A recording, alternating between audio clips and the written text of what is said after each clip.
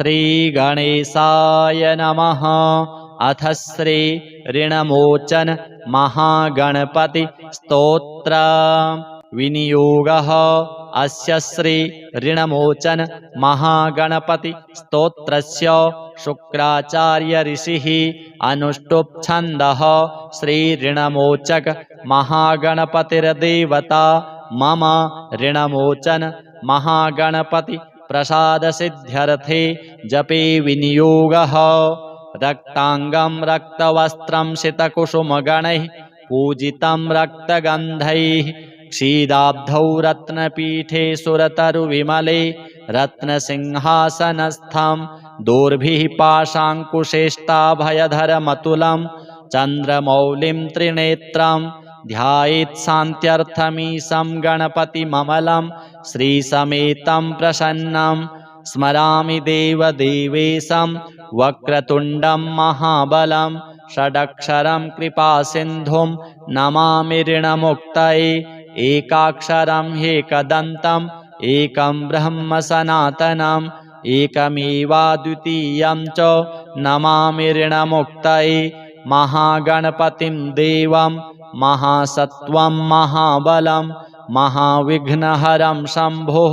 नमामि ऋणमुक्तये कृष्णाम्बरं कृष्णवर्णं कृष्णगन्धानुलेपनं कृष्णसर्पोपवीतं च नमामि ऋणमुक्तये रक्ताम्बरं रक्तवर्णं रक्तगन्धानुलेपनं रक्तपुष्पप्रियं देवं नमामि ऋणमुक्तये पीताम्बरं पीतवर्णं पीतगन्धानुलेपनं पीतपुष्पप्रियं देवं नमामि ऋणमुक्तये धूम्राम्बरं धूम्रवर्णं धूम्रगन्धानुलेपनं होमधूमप्रियं देवं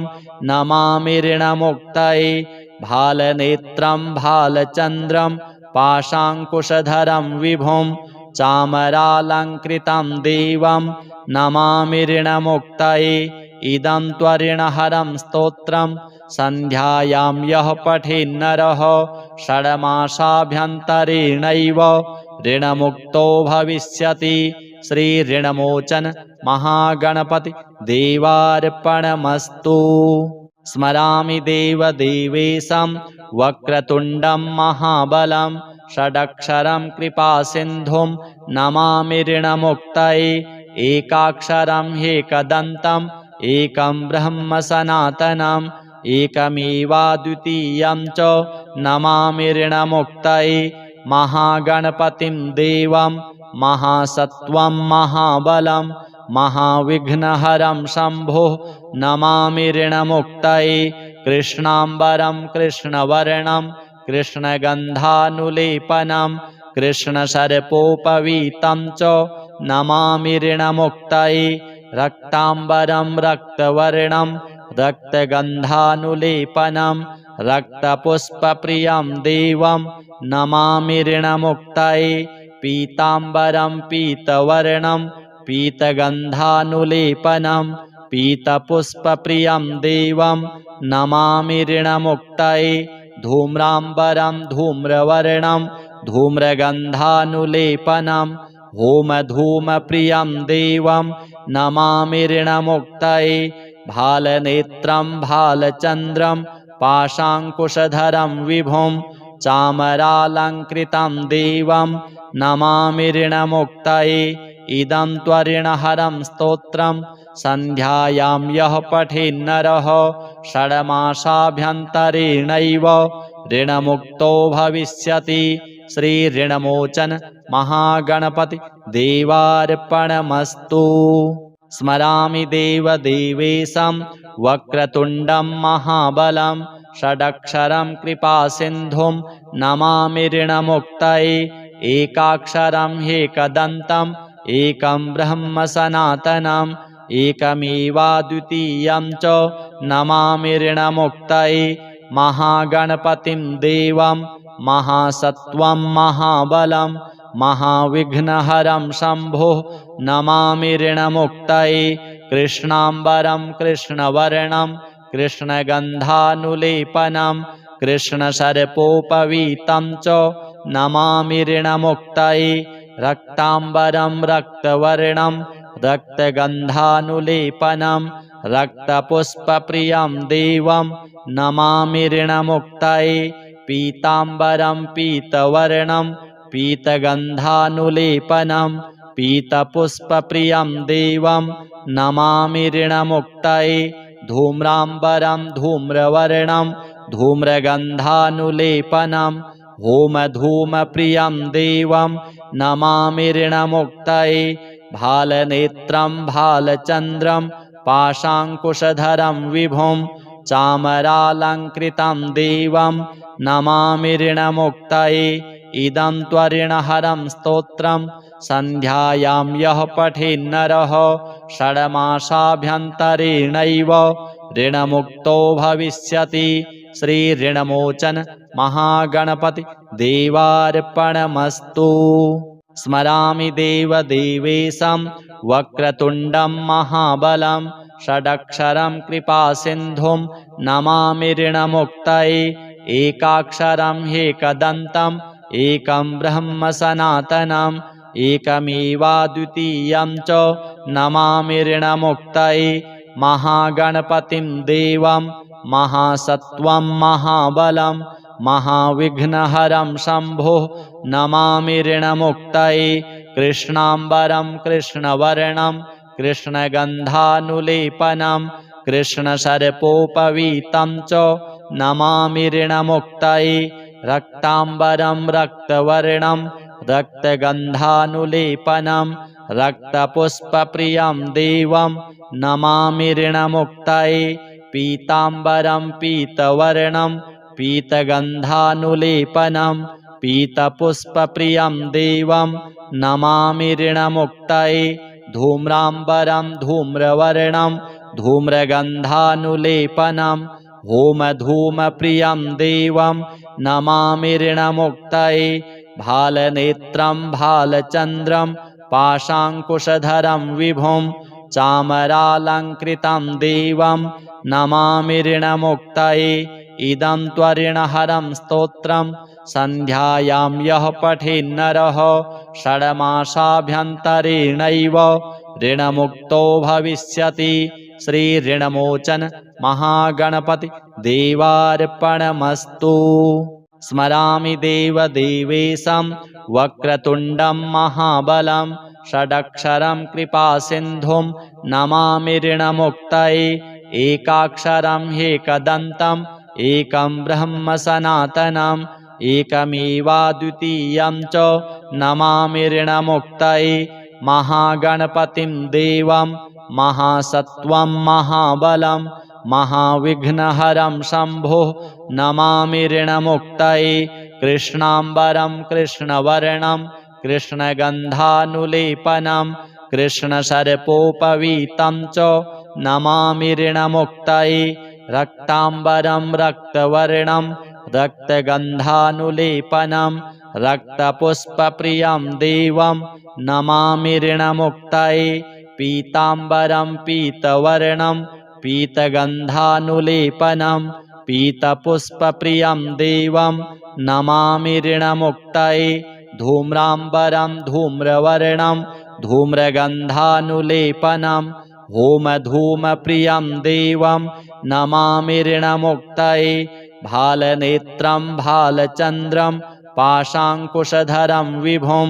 चामरालङ्कृतं देवं नमामि ऋणमुक्तये इदं त्वऋणहरं स्तोत्रं सन्ध्यायां यः पठेन्नरः षड्मासाभ्यन्तरेणैव ऋणमुक्तो भविष्यति। श्रीऋणमोचन महागणपति देवार्पणमस्तु। स्मरामि देवदेवेशं वक्रतुण्डं महाबलं षडक्षरं कृपासिन्धुं नमामि ऋणमुक्तये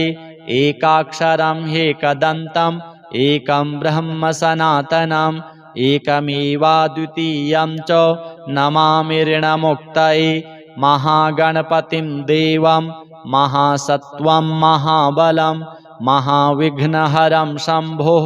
नमामि ऋणमुक्तये कृष्णाम्बरं कृष्णवर्णं कृष्णगन्धानुलेपनं कृष्णसर्पोपवीतं च नमामि ऋणमुक्तये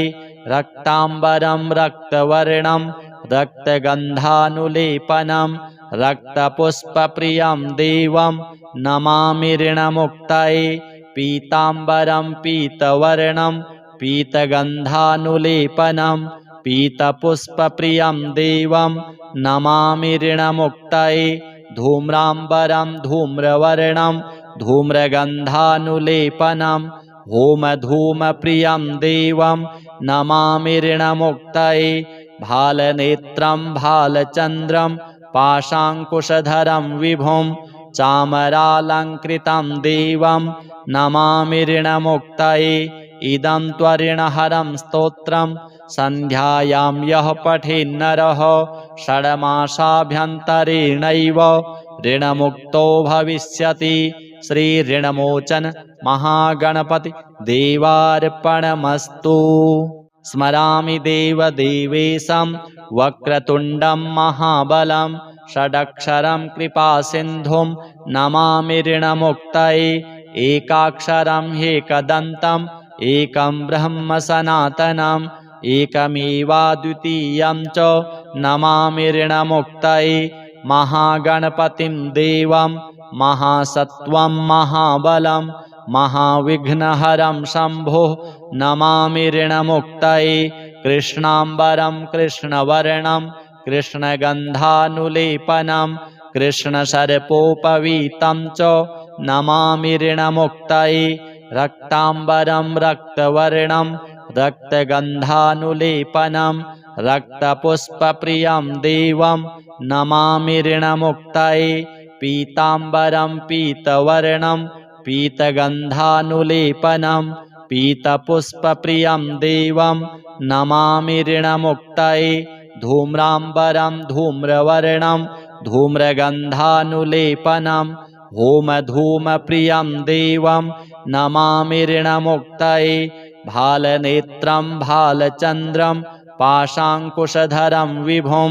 चामरालङ्कृतं देवं नमामि ऋणमुक्तये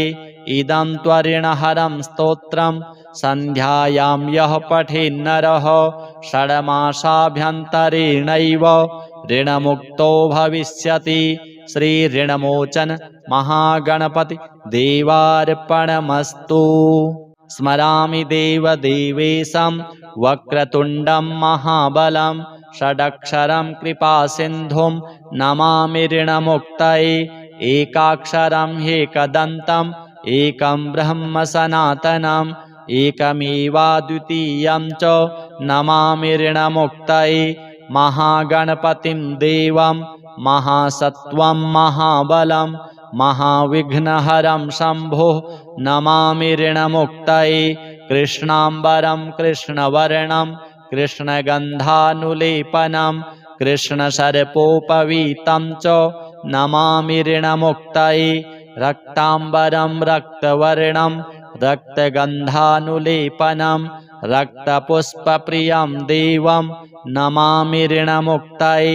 पीताम्बरं पीतवर्णं पीतगन्धानुलेपनं पीतपुष्पप्रियं देवं नमामि ऋणमुक्तये धूम्राम्बरं धूम्रवर्णं धूम्रगन्धानुलेपनं होमधूमप्रियं देवं नमामि ऋणमुक्तये भालनेत्रं भालचन्द्रं पाशाङ्कुशधरं विभुं चामरालङ्कृतं देवं नमामि ऋणमुक्तये इदं त्वऋणहरं स्तोत्रं सन्ध्यायां यः पठेन्नरः षड्मासाभ्यन्तरेणैव ऋणमुक्तो भविष्यति। श्रीऋणमोचन महागणपति देवार्पणमस्तु। स्मरामि देवदेवेशं वक्रतुण्डं महाबलं षडक्षरं कृपासिन्धुं नमामि ऋणमुक्तये एकाक्षरं ह्येकदन्तम् एकं ब्रह्म सनातनम् एकमेवाद्वितीयं च नमामि ऋणमुक्तये महागणपतिं देवं महासत्त्वं महाबलं महाविघ्नहरं शम्भुः नमामि ऋणमुक्तये कृष्णाम्बरं कृष्णवर्णं कृष्णगन्धानुलेपनं कृष्णसर्पोपवीतं च नमामि ऋणमुक्तये रक्ताम्बरं रक्तवर्णं रक्तगन्धानुलेपनं रक्तपुष्पप्रियं देवं नमामि ऋणमुक्तये पीताम्बरं पीतवर्णं पीतगन्धानुलेपनं पीतपुष्पप्रियं देवं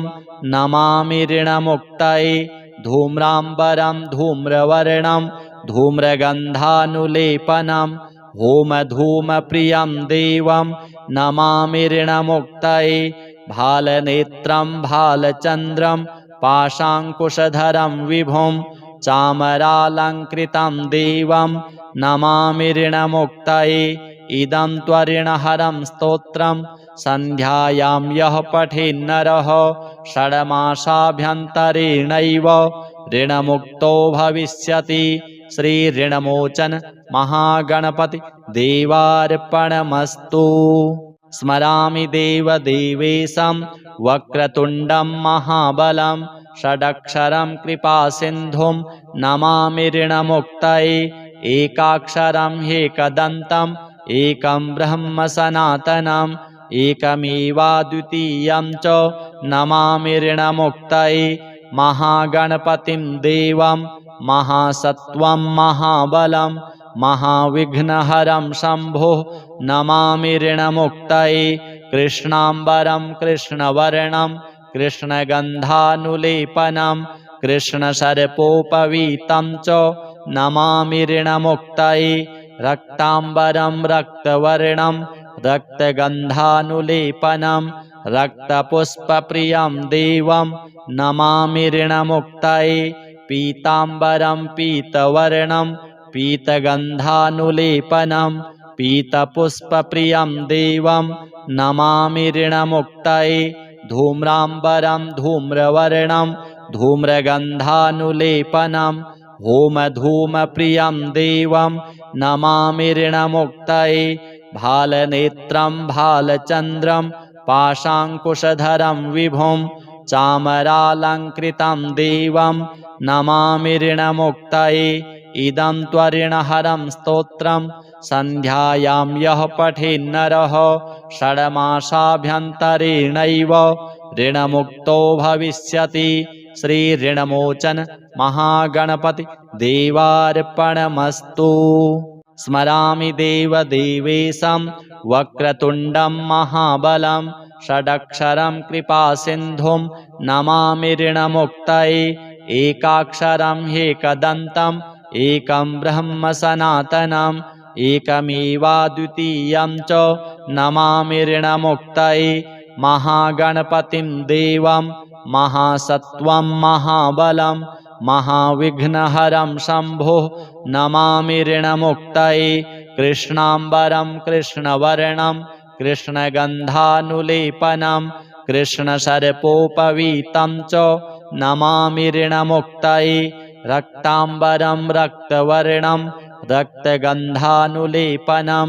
रक्तपुष्पप्रियं देवं नमामि ऋणमुक्तये पीताम्बरं पीतवर्णं पीतगन्धानुलेपनं पीतपुष्पप्रियं देवं नमामि ऋणमुक्तये धूम्राम्बरं धूम्रवर्णं धूम्रगन्धानुलेपनं होमधूमप्रियं देवं नमामि ऋणमुक्तये भालनेत्रं भालचन्द्रं पाशाङ्कुशधरं विभुं चामरालङ्कृतं देवं नमामि ऋणमुक्तये इदं त्वऋणहरं स्तोत्रं सन्ध्यायां यः पठेन्नरः षड्मासाभ्यन्तरेणैव ऋणमुक्तो भविष्यति। श्रीऋणमोचन महागणपति देवार्पणमस्तु। स्मरामि देवदेवेशं वक्रतुण्डं महाबलं षडक्षरं कृपासिन्धुं नमामि ऋणमुक्तये एकाक्षरं ह्येकदन्तम् एकं ब्रह्म सनातनम् एकमेवाद्वितीयं च नमामि ऋणमुक्तये महागणपतिं देवं महासत्त्वं महाबलं महाविघ्नहरं शम्भो नमामि ऋणमुक्तये कृष्णाम्बरं कृष्णवर्णं कृष्णगन्धानुलेपनं कृष्णसर्पोपवीतं च नमामि ऋणमुक्तये रक्ताम्बरं रक्तवर्णं रक्तगन्धानुलेपनं रक्तपुष्पप्रियं देवं नमामि ऋणमुक्तये पीताम्बरं पीतवर्णं पीतगन्धानुलेपनं पीतपुष्पप्रियं देवं नमामि ऋणमुक्तये धूम्राम्बरं धूम्रवर्णं धूम्रगन्धानुलेपनं होमधूमप्रियं देवं नमामि ऋणमुक्तये भालनेत्रं भालचन्द्रं पाशाङ्कुशधरं विभुं चामरालङ्कृतं देवं नमामि ऋणमुक्तये इदं त्वरिणहरं स्तोत्रं सन्ध्यायां यः पठेन्नरः षड्मासाभ्यन्तरेणैव ऋणमुक्तो भविष्यति। श्रीऋणमोचन महागणपति देवार्पणमस्तु। स्मरामि देवदेवेशं वक्रतुण्डं महाबलं षडक्षरं कृपासिन्धुं नमामि ऋणमुक्तये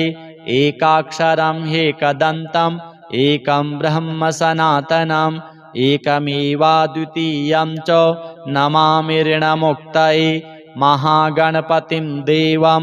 महासत्त्वं महाबलं महाविघ्नहरं शम्भो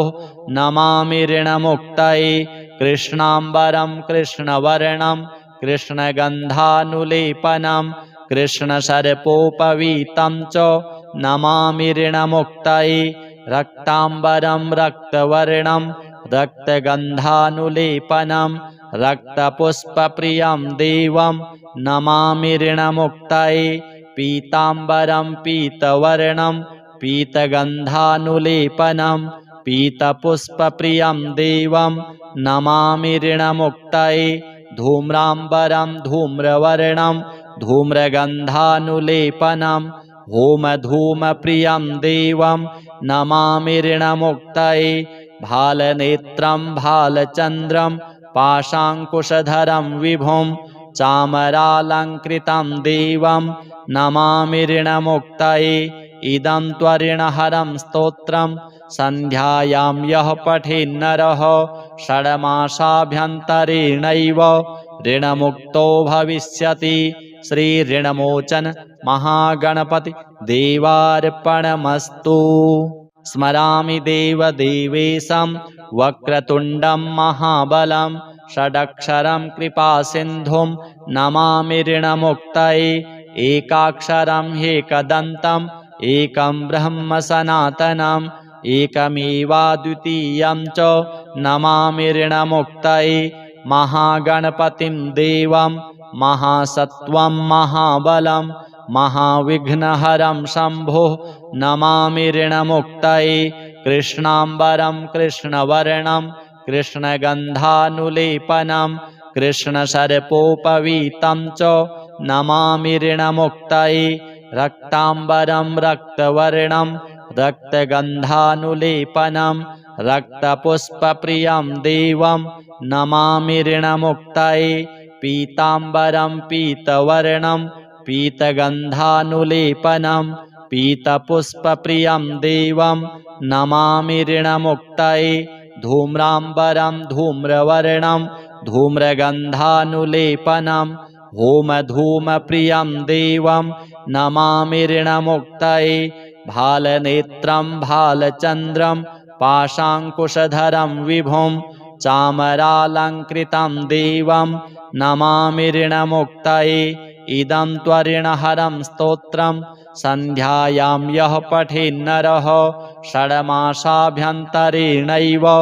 ऋणमुक्तो भविष्यति।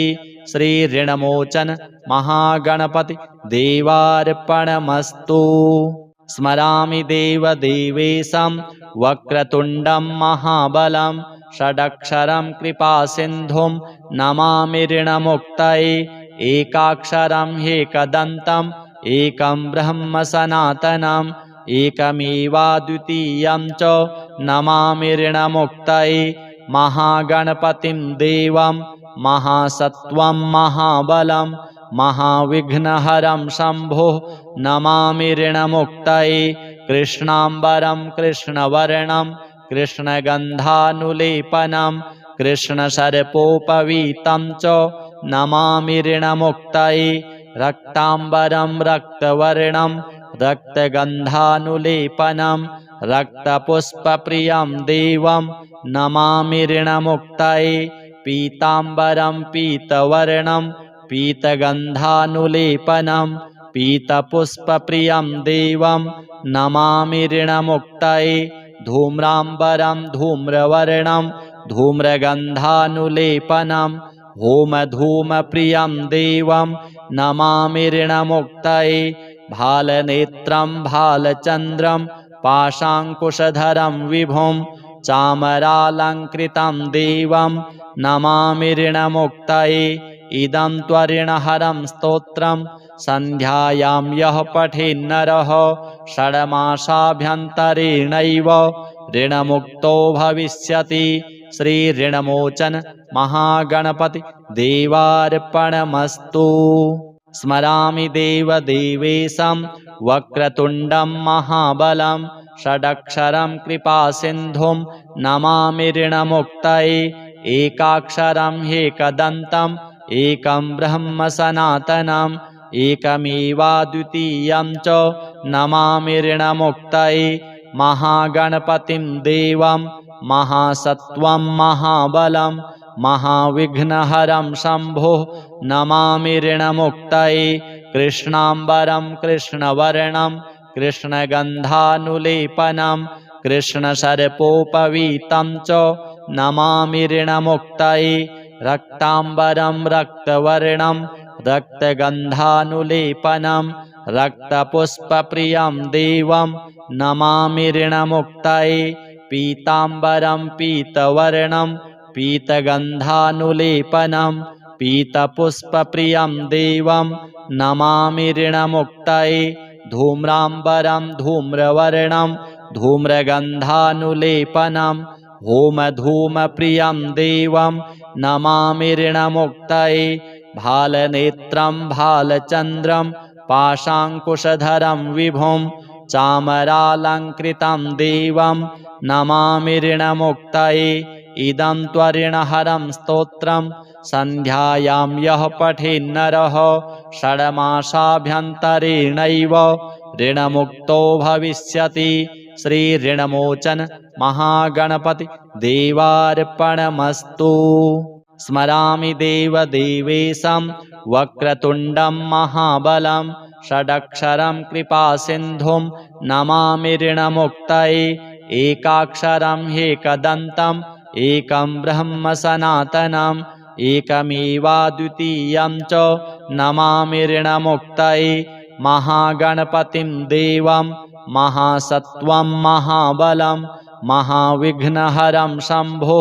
नमामि ऋणमुक्तये कृष्णाम्बरं कृष्णवर्णं कृष्णगन्धानुलेपनं कृष्णसर्पोपवीतं च नमामि ऋणमुक्तये रक्ताम्बरं रक्तवर्णं रक्तगन्धानुलेपनं रक्तपुष्पप्रियं देवं नमामि ऋणमुक्तये पीताम्बरं पीतवर्णं पीतगन्धानुलेपनं पीतपुष्पप्रियं देवं नमामि ऋणमुक्तये धूम्राम्बरं धूम्रवर्णं धूम्रगन्धानुलेपनं होमधूमप्रियं देवं नमामि ऋणमुक्तये भालनेत्रं भालचन्द्रं पाशाङ्कुशधरं विभुं चामरालङ्कृतं देवं नमामि ऋणमुक्तये इदं त्वऋणहरं स्तोत्रं सन्ध्यायां यः पठेन्नरः षड्मासाभ्यन्तरेणैव ऋणमुक्तो भविष्यति। श्रीऋणमोचन महागणपति देवार्पणमस्तु। स्मरामि देवदेवेशं वक्रतुण्डं महाबलं षडक्षरं कृपासिन्धुं नमामि ऋणमुक्तये एकाक्षरं ह्येकदन्तम् एकं ब्रह्म सनातनम् एकमेवाद्वितीयं च नमामि ऋणमुक्तये महागणपतिं देवं महासत्त्वं महाबलं महाविघ्नहरं शम्भो नमामि ऋणमुक्तये कृष्णाम्बरं कृष्णवर्णं कृष्णगन्धानुलेपनं कृष्णसर्पोपवीतं च नमामि ऋणमुक्तये रक्ताम्बरं रक्तवर्णं रक्तगन्धानुलेपनं रक्तपुष्पप्रियं देवं नमामि ऋणमुक्तये पीताम्बरं पीतवर्णं पीतगन्धानुलेपनं पीतपुष्पप्रियं देवं नमामि ऋणमुक्तये धूम्राम्बरं धूम्रवर्णं धूम्रगन्धानुलेपनं होमधूमप्रियं देवं नमामि ऋणमुक्तये भालनेत्रं भालचन्द्रं पाशाङ्कुशधरं विभुं चामरालङ्कृतं देवं नमामि ऋणमुक्तये इदं त्वरिणहरं स्तोत्रं सन्ध्यायां यः पठेन्नरः षड्मासाभ्यन्तरेणैव ऋणमुक्तो भविष्यति। श्रीऋणमोचन महागणपति देवार्पणमस्तु। स्मरामि देवदेवेशं वक्रतुण्डं महाबलं षडक्षरं कृपासिन्धुं नमामि ऋणमुक्तये एकाक्षरं ह्येकदन्तम् एकं ब्रह्म सनातनम् एकमेवाद्वितीयं च नमामि ऋणमुक्तये महागणपतिं देवं महासत्त्वं महाबलं महाविघ्नहरं शम्भो नमामि ऋणमुक्तये कृष्णाम्बरं कृष्णवर्णं कृष्णगन्धानुलेपनं कृष्णसर्पोपवीतं च नमामि ऋणमुक्तये रक्ताम्बरं रक्तवर्णं रक्तगन्धानुलेपनं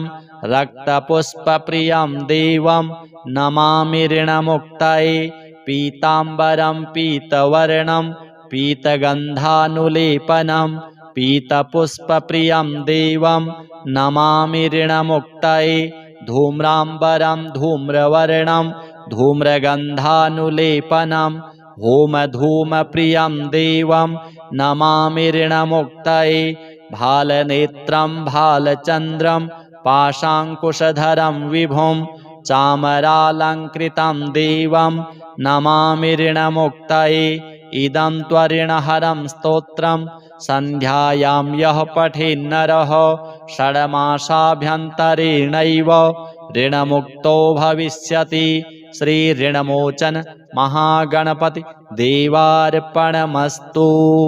स्मरामि देवदेवेशं वक्रतुण्डं महाबलं षडक्षरं कृपासिन्धुं नमामि ऋणमुक्तये एकाक्षरं ह्येकदन्तम् एकं ब्रह्म सनातनम् एकमेवाद्वितीयं च नमामि ऋणमुक्तये महागणपतिं देवं महासत्त्वं महाबलं महाविघ्नहरं शम्भो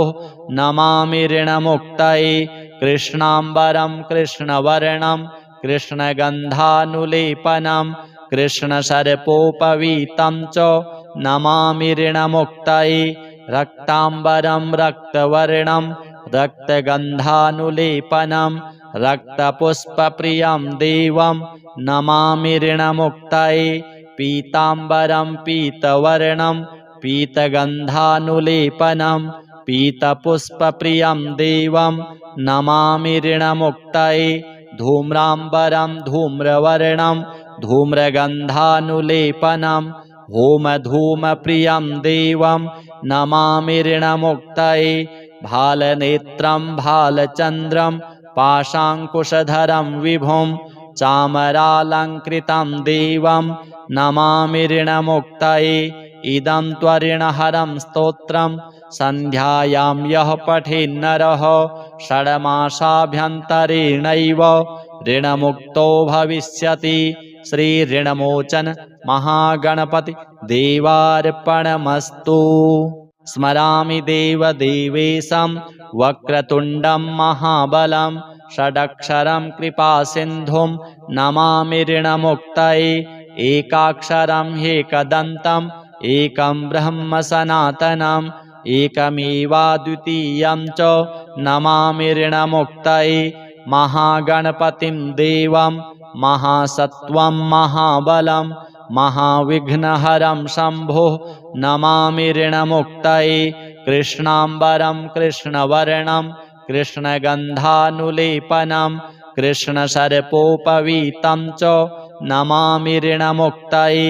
रक्ताम्बरं रक्तवर्णं रक्तगन्धानुलेपनं रक्तपुष्पप्रियं देवं नमामि ऋणमुक्तये पीताम्बरं पीतवर्णं पीतगन्धानुलेपनं पीतपुष्पप्रियं देवं नमामि ऋणमुक्तये धूम्राम्बरं धूम्रवर्णं धूम्रगन्धानुलेपनं होमधूमप्रियं देवं नमामि ऋणमुक्तये भालनेत्रं भालचन्द्रं पाशाङ्कुशधरं विभुं चामरालङ्कृतं देवं नमामि ऋणमुक्तये इदं त्वऋणहरं स्तोत्रं सन्ध्यायां यः पठेन्नरः षड्मासाभ्यन्तरेणैव ऋणमुक्तो भविष्यति। श्रीऋणमोचन महागणपति देवार्पणमस्तु।